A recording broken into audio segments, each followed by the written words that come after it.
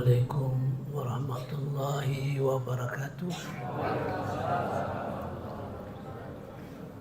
Alhamdulillahi rabbil alamin wa bihi nasta'inu ala umuri dunya waddin. Allahumma shalli wa sallim ala nabiyyina Muhammad wa ala alihi wa sahbihi ajma'in. Amma ba'd. Bapak-bapak, ibu-ibu sekalian, serta anak-anakku sekalian, mari kita bersyukur kehadiran Allah Subhanahu wa Ta'ala. Hingga saat ini kita bisa melaksanakan segala kewajiban kita di dalam bulan puasa ini, serta salawat dan salam kepada junjungan Nabi besar Muhammad SAW. Pada malam hari ini saya akan membentangkan bagaimana perjalanan puasa kita. Bulan puasa ini terkenal dengan bulan pengampunan, mengampuni segala dosa-dosa kita. Dan apabila dosa kita terampuni, maka kita akan masuk surga. Mengapa demikian? Di dalam konsep surah Al-Qari'ah, kalau timbangan kita lebih berat daripada timbangan dosa kita, maka kita akan masuk surga. Begitu juga sebaliknya, itu konsep Al-Qari'ah. Tapi di dalam konsep itu ada lagi hadis yang mengatakan tidak seorang pun masuk surga kecuali mendapat rahmat dari Allah Subhanahu wa Ta'ala. Gitu ya. Jadi persoalan amal tidak menjadi soal asal mendapat rahmat dari Allah Subhanahu. Itu membingungkan. Kalau kita tidak baca Quran dengan teliti, maka itu akan membingungkan kita. Mari dalam waktu yang mungkin saya banyak kesempatan menyampaikan tausiah ini, akan saya bentangkan supaya semuanya clear, jelas bagi kita. Nah, masalah pengampunan. Kalau kita sudah diampuni semua dosa-dosa kita nol, maka kita pasti masuk surga. Nah, sekarang Allah memberikan kita kesempatan untuk memperoleh ampunan yang sebesar-besarnya dan pahala sebesar-besarnya atas ibadah kita. Mari kita lihat sisi pengampunan. Ada 3 kata di dalam pengampunan itu. 1, ghafara, yang kita sebut Astagfirullah. 1. Kedua, kafaro.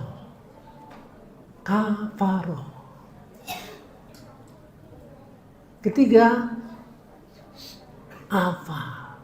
Ada 3. Nah, kita kadang-kadang tidak punya perhatian terhadap mengapa. Oleh sebab itu, mari kita ingat di dalam sholat kita itu, di dalam doa dalam sujud ada 2 itu.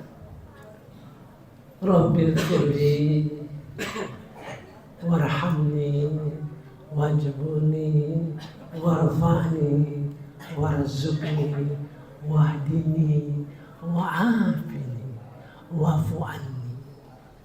Jadi ada 2. Jadi waktu kita membaca doa di antara sujud itu ya jangan diambil yang pendek, rugi kalau kita ambil yang pendek ya.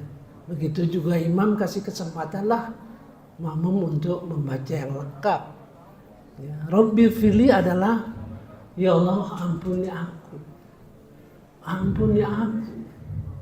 Dari kata ghafaro. Kemudian yang kedua wa'fu anni. Maafkan aku.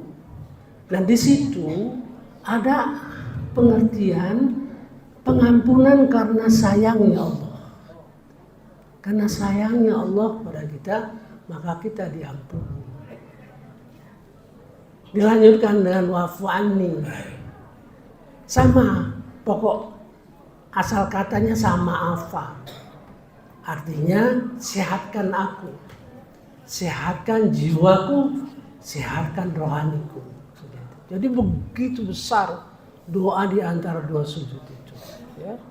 Dan doa dalam dua sujud itu ada sifat-sifat Allah. Ada 6 sifat Allah. Nah, di dalam doa kita, ihdinas siratal mustaqim. Ihdinas siratal mustaqim. Nah, kami itu bernuansa kami. Ya Allah, tunjukilah kami jalan yang lurus. Tapi dalam doa di antara sujud, wahdini, aku. Jadi bernuansa aku dan bernuansa kami. Nah, itu ya. Jadi kita memahami pengampunan Allah itu, kita harus pahami arti kata-kata itu. Jadi kalau astagfirullah itu mengampuni dosa tapi masih tercatat. Tercatat masih. Kalau misalnya di akhirat nanti ada pernah mencuri, pernah bohong, pernah apa, tercatat tuh. Tapi di penjelasannya diampuni. Tapi kalau kafaro itu dihapus. Tuh. Oleh sebab itu kafaro itu merupakan yang penting bagi kita. Maka dibentangkan oleh Al-Quran di dalam surah Muhammad. A'udzubillahi minasyaitonirrajim. Bismillahirrahmanirrahim. Ayat kedua. Walladzina amanu wa 'amilus shalihat. Artinya biasa. Orang-orang beramal saleh, ya sembahyang, bayar zakat dan sebagainya sudah biasa. Lanjutan ayatnya itu yang penting. Wa amanu bima nuzila ala Muhammad. Itu satu-satunya di dalam Al-Quran yang mengatakan kitab diturunkan kepada Muhammad. Wa huwal haqqa mir rabbih. Benar dari Tuhan kami. Jadi kita beriman kepada Al-Quran itu dan meyakini itu hak, benar dari Allah Subhanahu wa Ta'ala, itu merupakan suatu proses. Maka yang di belakangnya itu kafaro, pasti kami ampuni. Kafaro alaihim sayyatihim, pasti diampuni Allah Subhanahu wa Ta'ala. Nah, dalam rangka kita baca Quran ya, kita baca Quran kan tiap hari ya. Itu pesan bahwa memahami Al-Quran, memahami Al-Quran dengan baik sehingga terasa bahwa itu benar dari Tuhan kita, itu merupakan satu yang sulit dilakukan dan pasti diampuni oleh Allah Subhanahu wa Ta'ala. Kafaro artinya berulang-ulang. Kafaro berulang-ulang. Kalau qata'a, potong. Tapi qata'a dicincang. Jadi kafaro itu terus-menerus diberikan Allah Subhanahu wa Ta'ala. Jadi Bapak-bapak, Ibu-ibu sekalian, saudara, anak-anakku sekalian, marilah kalau kita baca Quran dengan target khataman, ya coba-cobalah dibaca terjemahnya. Oh ini baca Dzalikal kitabul la raiba fihi hudal lil muttaqin. Oh artinya kitab ini itulah yang tidak ada keraguan, petunjuk bagi orang yang takwa. Oh begitu. Nah pengertian-pengertian seperti itu dimulailah sehingga kita memperoleh pahala yang besar. Karena di dalam Al-Quran itu targetnya selalu tinggi. Ya, Quran selalu menargetkan yang tinggi. Kalau hadis, karena Nabi Muhammad SAW itu pemimpin.